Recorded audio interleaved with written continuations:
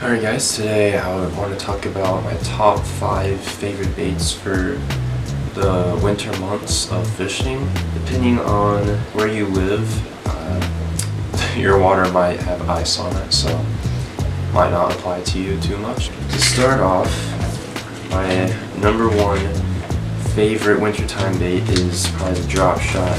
It just gets hit very often. It's like a finesse bait, it's really small. Especially the X-Zone Lures new Stealth series baits. They're just a little bit smaller than your usual drop shot bait at 2 3/4 inches. Most of your drop shot baits are going to be 3.5 inches. So this being a little bit smaller makes the fish just more willing to eat. They have a natural buoyancy that keeps the bait horizontal in the water, which is really cool as well, as long as you don't use too heavy of a hook, you know. The X-Zone Stealth Minnow is probably my favorite bait for the drop shot, but X-Zone also makes the Finesse Slammer, which I've caught a few on this one as well. This is just a little bigger. This is a 3 1/4 inch. But yeah, both of them are great. Then also for my drop shots, I just use a 3/16 tungsten weight. Another good bait would be a 1/4 ounce. Then for my drop shot combo, I have a Lose Hack Attack spinning reel. This is a 610 medium with a fast action. Then we got the Lose Hack Attack reel down here as well, which is a 6.2 to 1 gear ratio. This is also the same combo that I would use on the Ned Rig, which is the next bait we're going to talk about here. So for the Ned Rig, it's pretty simple. You just need a Ned head with a little soft plastic on the back. I like the TRD Craw from Z-Man. They float in the water actually, which is pretty sick. Once that Ned Rig hits the water and falls to the bottom, it'll kind of sit up like this instead of just laying flat, you know what I mean? Another good soft plastic to use is just the regular TRD from Z-Man.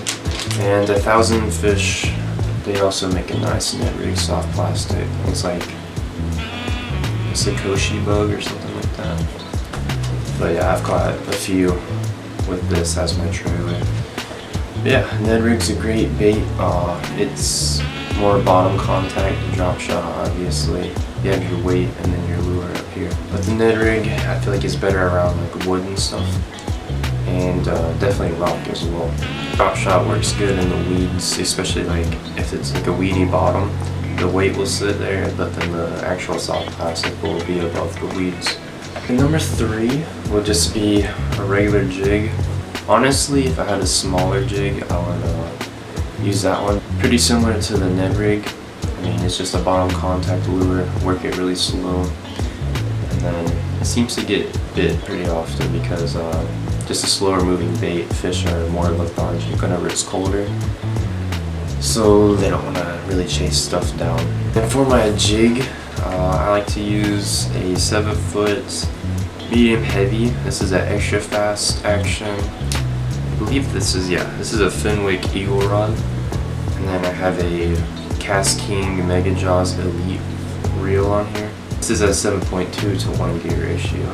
Number 4, the last 2 lures are more for like whenever it's cooling down, but it's not like freezing. Drop shot, the Ned Rig, and the jig are more for like whenever it's already really cold and it's been that way for a while. But if you just have like a little jig head and you put a soft plastic on it, this is a good bait for whenever the water is starting to cool off and fish are becoming more lethargic. But yeah, even this little Stealth Minnow that you would want to use for your drop shot, you can take the same thing, slap that on a little jig head, and then you have a nice wintertime and very finesse little soft plastic jig head. If you want, you can use the same thing with a little soft plastic swim bait. This is more for like a little bit more finesse situation. Swim bait would be more for like whenever the fish are still pretty active. But for this jig head with the soft plastic, I use the 6 cents finesse jig heads in the 1/8 ounce size with the 1/0 hook. The little stealth minnow, it fits perfectly on the jig head. Our final bait of the video is going to be the jerk bait. It's probably the least finesse out of all the options, but it's also my favorite just because the bass, whenever they hit it, they just crush the jerk bait. I have the Mega Bass 110. This is the junior size, and I also have the plus one.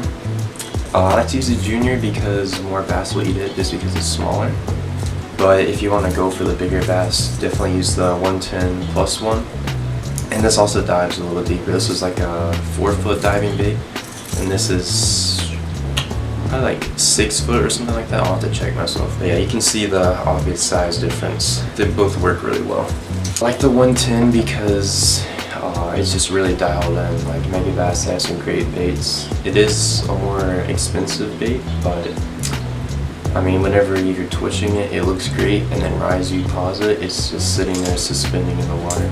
Compared to other jerk baits, let me give you an example. For instance, not to dog on Bass Pro brand, but honestly, they're not that great. This was like a $4 or $5 jerk bait, and it can twitch pretty well, but it says it suspends. This does not suspend, I promise you. This floats straight back up. Another one is the turning minnow. This is just, I never use it. But yeah, for the jerk baits, I would still just use this bait casting combo. That should be all the baits, my top 5. This is just an overview of each one. I didn't really go into depth about how to work them or anything really important. Just kind of glazed over all of them just to give you an idea. Wintertime, I'm telling you, it has to be the toughest. Even whenever it's hot in the summer, it's still easier to catch fish in the dog days of summer compared to dead of winter. Hope this helps you guys find some fish. I'll probably make a video on each one of these baits individually and go more into depth. Thanks for joining. Hope you learned something. I'll see you in the next video.